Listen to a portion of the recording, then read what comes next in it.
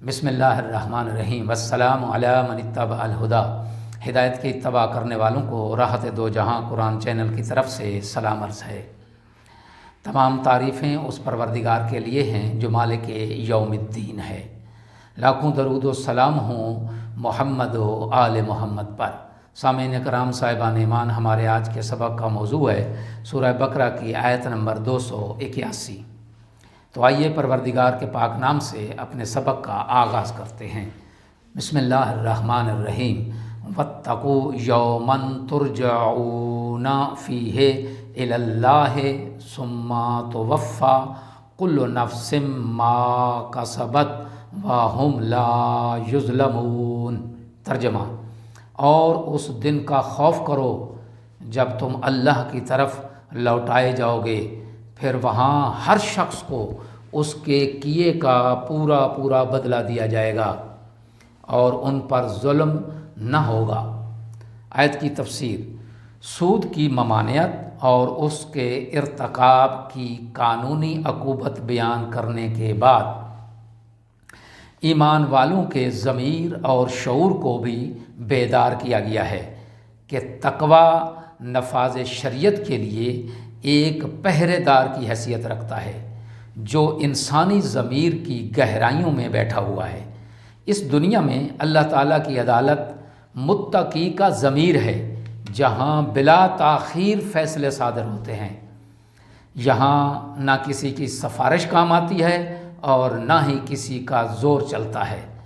یہ عالم آخرت میں لگنے والی اللہ کی عدالت کا ایک دنیاوی نمونہ ہے۔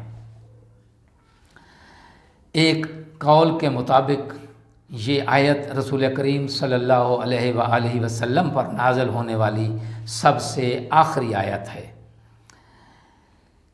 ایک حدیث میں نبی کریم صلی اللہ علیہ وآلہ وسلم سے مولا علی علیہ السلام نقل فرماتے ہیں، آپ صلی اللہ علیہ وآلہ وسلم فرماتے ہیں: لانا رسول اللہ فی الربا خمسۃ عاقلہ و موکلہ و شاہدیہ و کاتبہ۔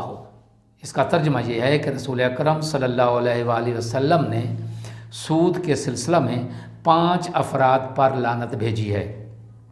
پہلا سود کھانے والا، دوسرا سود کھلانے والا، اور تیسرا اور چوتھا وہ ہے جو دونوں کی طرف سے، ایک اس کی طرف سے اور ایک لینے والے کی طرف سے، ایک دینے والے کی طرف سے گواہ ہوگا، اور 5واں وہ جو ان کی اس معاہدے کو تحریر کر رہا ہے۔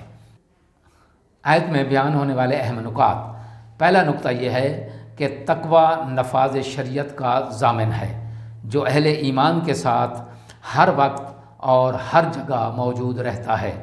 دوسرا نقطہ یہ ہے کہ احکام شریعت کی مخالفت کرنے والا دنیا میں بچ بھی جائے تو آخرت میں ہرگز نہیں بچ سکے گا۔